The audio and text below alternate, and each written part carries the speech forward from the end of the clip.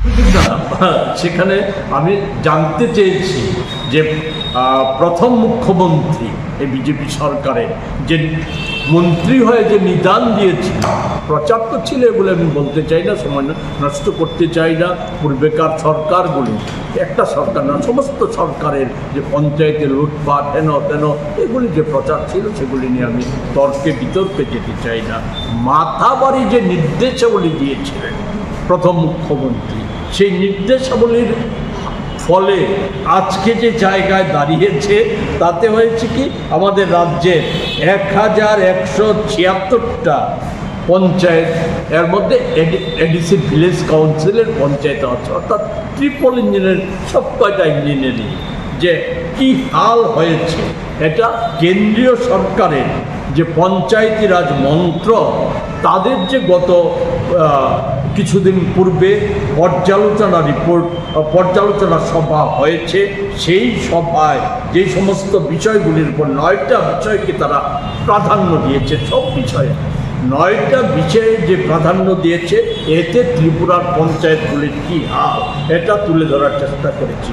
সে বিষয়গুলির মধ্যে আছে আপনার দারিদ্র দূরীকরণ কর্মসূচি ও উন্নত জীবনযাপন, সুস্বাস্থ্য, শিশুবান্ধব পরিবেশ, পর্যাপ্ত জলের ব্যবস্থা, পরিষ্কার পরিচ্ছন্নতা ও সবুজ পরিবেশ, স্বয়ংসম্পূর্ণ পরিকাঠামো, সামাজিক নিরাপত্তা, সুস্থ পরিচালন ব্যবস্থা, মহিলাদের স্বাস্থ্য বিষয়ক নানা ব্যবস্থা।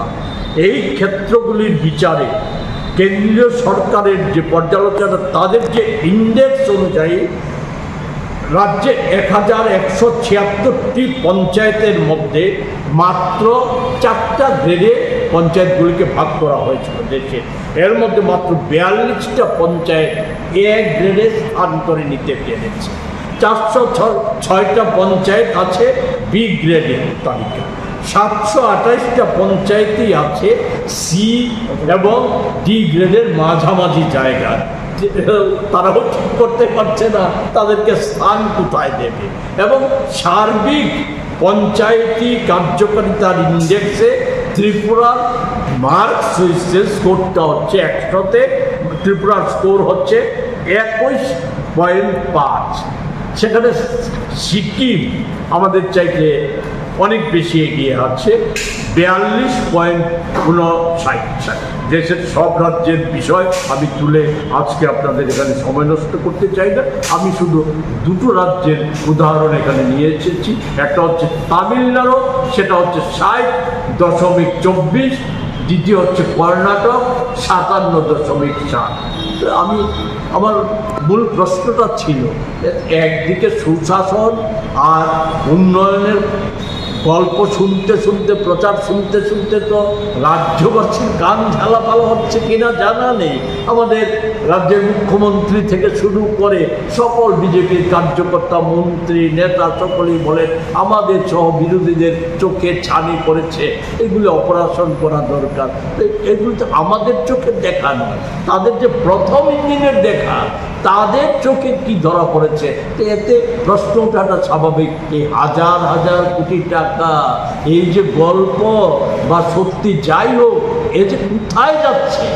আমাদের একটা ছোট্ট কথাই বলে শেষ করব, গ্রাম ত্রিপুরার মানুষ, রাজ্যবাসী সকলে একটা বিষয় চোখে পড়ছে, সে বিষয়টা হচ্ছে ধনে ধান্যে বিজেপি দল যেমন এক ফুলে ফেপে একবার বিশাল অর্থের মালিক বনে গেছে, তেমনি গ্রাম সহ শহর এবং বিশেষত গ্রামে একেবারে বিজেপির কর্তৃত্ব যাদের হাতে আছে, তাদের জীবনযাত্রা এবং সম্পত্তি 7.5 বছরে যেটা বৃদ্ধি পেয়েছে, এটা কিন্তু আড়াল করে রাখা, গ্রামের মানুষের কাছ থেকে আড়াল করে রাখার কোনো সুযোগ নেই, সেটা সকলের চোখেই ধরা পড়ছে। এই বিষয়গুলি তুলে ধরে আমি আবেদন করেছি কংগ্রেস, কমিউনিস্ট, বিজেপি না, বিজেপি নির্বিশেষে যারা ত্রিপুরাকে ভালোবাসেন, ভারতবর্ষকে ভালোবাসেন, নিজেকে বা নিজ পরিবার বা ভবিষ্যৎ প্রজন্মের মঙ্গল চান, তাদের সকলেরই উচিত যে সমস্ত বিষয়গুলি বিবেচনা করে ঐক্যবদ্ধ হয়ে লুটপাটের যে রাজত্ব, এর বিরুদ্ধে রুখে দাঁড়ানোর জন্য আবেদন। Welcome to ICFA University. Step into a world of endless possibilities and shape your future. At ICFA University, Tripura, we are committed to academic brilliance, engineering the future with advanced technology and innovation, shaping tomorrow's legal experts, training compassionate healthcare professionals to make a difference, building future sports professionals and educators. Education goes beyond classrooms. Experience the best of academics, sports, and culture with our vibrant events. Icaria, the state's best cultural extravaganza. High-speed 2.5 Gbps capacity Wi-Fi 6 coverage across the campus makes a true Giga campus. Join us and turn your dreams into reality. Be a part of ICFA University Tripura and shape your future.